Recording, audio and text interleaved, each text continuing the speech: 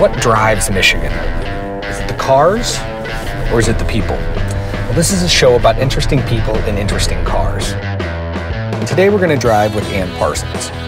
Ann is the president and CEO of the Detroit Symphony Orchestra. And while it is the fourth oldest symphony in the nation, what Ann and her team are doing with it today is nothing short of revolutionary. Now, why am I hosting this? I'm writer-director from Los Angeles. Well, that's because my entire family lives in Michigan, and they just keep telling me I have to move back. So I'm here to find out why. Because this is Suburban Drives Michigan.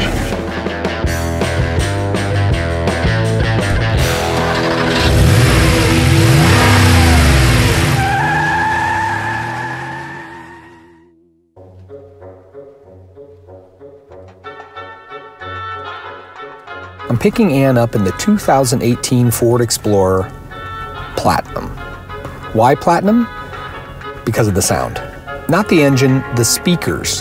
The Platinum Explorer has an industry-first audio experience with a 500-watt Sony audio system tuned to authentically reproduce the sound quality and signature ambience of concert halls in Amsterdam, Berlin, and Vienna. So before we drive through downtown Detroit, Ann takes me inside the DSO's concert hall.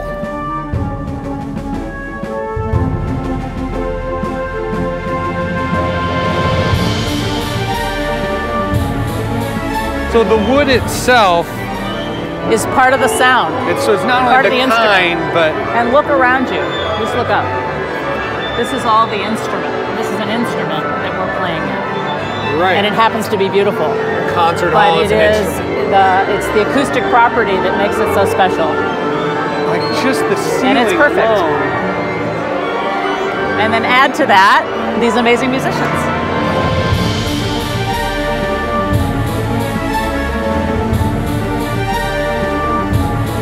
Everyone has their preconception of, if I'm going to the symphony, then I have to be in a suit and a tux, and I've got to formal thing. Get my pinky out. Right. No, and it's none not of that. Right. Our hall, the perception of a concert hall and what it, who belongs there, was a barrier we had to overcome. And I don't think that's just us. That was not new. That's that everyone, was right? Yeah. Right. So we're driving by it now. It's a beautiful structure. It's elegant. It's gorgeous. It's gorgeous. But not everybody thinks it's for them. Exactly. So how do you figure out how to say it's for everyone? So we have education work. We have concerts for kids. We have pops concerts like crazy. We have jazz concerts. We have what I would call alternative, crossover, mixed genre concerts. We have a theater company in our building. So we've got a lot of things going on in there, but there's not a clear understanding as you drive by that that's what's going on. Right. So by going out into the community, we broke down that barrier of having people think that it was stuffy or formal or rigid. It was the opposite. It was breaking down this traditional perception of orchestra.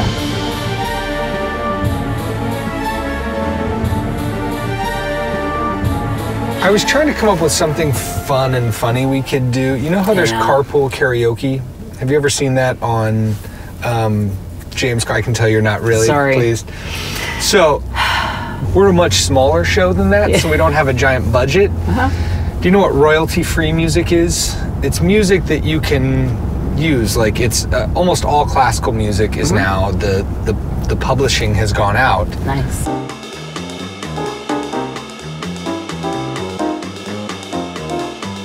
Instead of carpool karaoke, I was going to call it the royalty-free jamboree. I'm going to hit a song, and then you and I literally just hum along with it. Are you willing to try with me? I'm willing to try with you.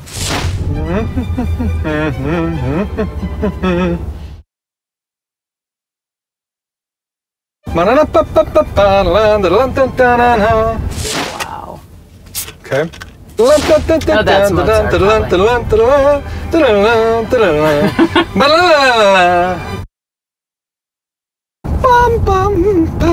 yeah, that's really hard to hum though. How about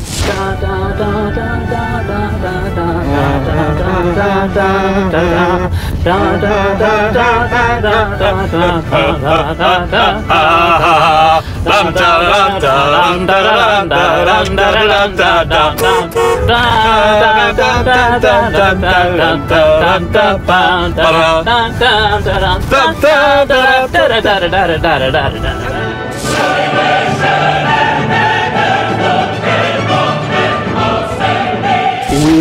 were told pretty clearly that we were appealing to a narrow audience. And we felt that that just wasn't right and wasn't true. So we tried to figure out all the different ways that we could just flip that on its head. So this is where having the webcasts came up as one of the things that we felt was clearly available to us now that everybody was kind of living online. So how do you take the concert hall online? So it made perfect sense to us to web stream everything we do. We'd already been radio broadcasting for a long time. And so we just added that to the portfolio. Live from Orchestra Hall is the first webcast from a major American orchestra to offer all classical concerts online for free. What we have found with the thousands of people who watch us regularly is that it doesn't keep them from coming to the concert hall. It encourages them, it reminds them to come to the concert hall. It's like watching a teaser trailer for the real thing. Yeah. With the digital technology we have today and the close-ups of the oboe and the reed, and you get up close, and people love that.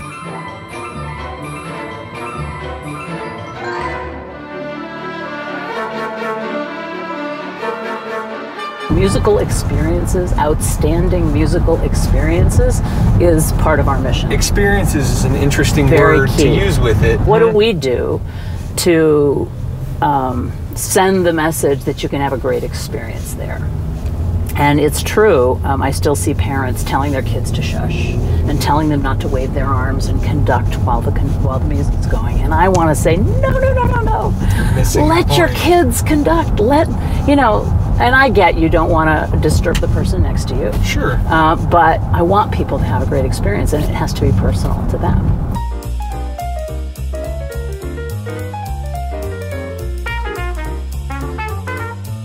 My job is to marry my passion for artists and the value that I have for the work they do, and the community that I just feel like every single person that we're passing by in this car, I want to know that they treat themselves to some form of live music. 3 words for you: treat yourself. They can go to Little Caesars Arena. I'd love it if they do that, but I'd also love it if they'd come to our concert hall.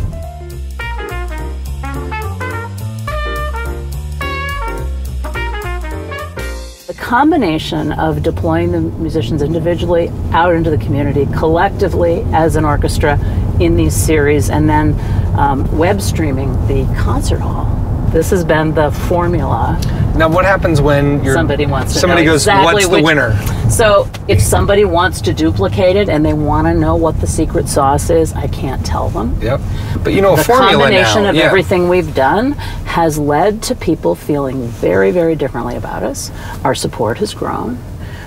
We've rebuilt an audience base of ticket buyers who are feeling loyal, and loyalty leads to support. And if you do the right thing, ultimately, I believe that your institution will be rewarded by being supported. And even more recently, leap of faith, right? Well, running a nonprofit institution is a leap of faith, right?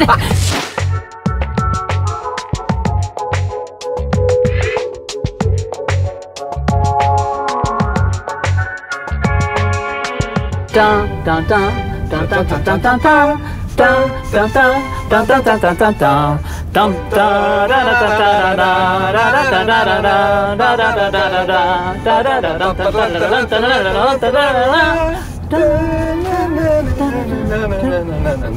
Exactly.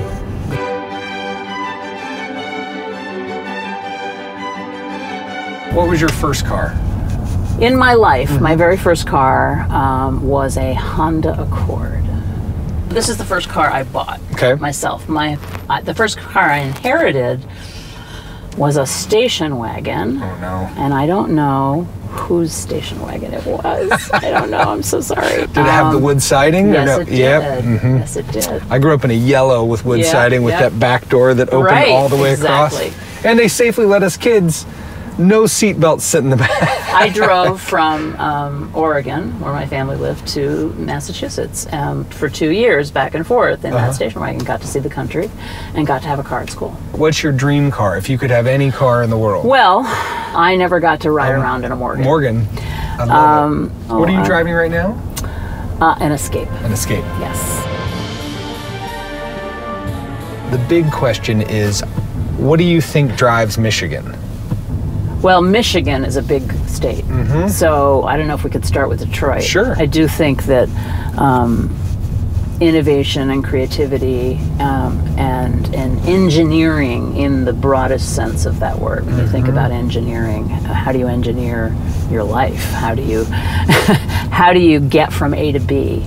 How much of it is rote and how much of it is I'm going to get up today and rediscover life? And I feel like Detroit is the latter, and particularly in my time. We're going to get through this. We're going to get past this, whatever this is. And there are the believers, and those are the people who've stayed. And there are the people who are attracted to us now that say, this is the land of possibility. And I believe that we are in that sweet spot of being the land of possibility. Wow, that's poetic.